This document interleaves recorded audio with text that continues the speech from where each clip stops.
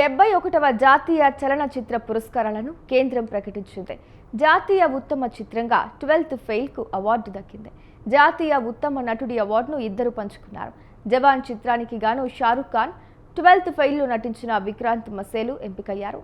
ఉత్తమ నటిగా Mrs Chatterjee versus నార్వేలో నటనకు రాణి ముఖర్జీని అవార్డు వరించింది. ఉత్తమ దర్శకుడిగా ది కేరళ స్టోరీని తెరకెక్కించిన సుదీప్ తో సేన్ దక్కించుకున్నారు.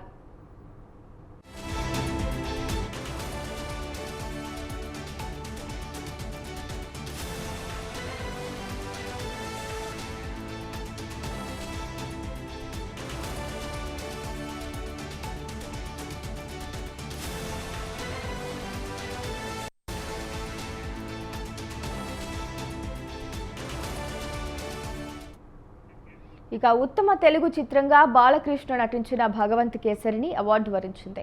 ఉత్తమ తమిళ చిత్రంగా పార్కింగ్కు అవార్డు దక్కింది.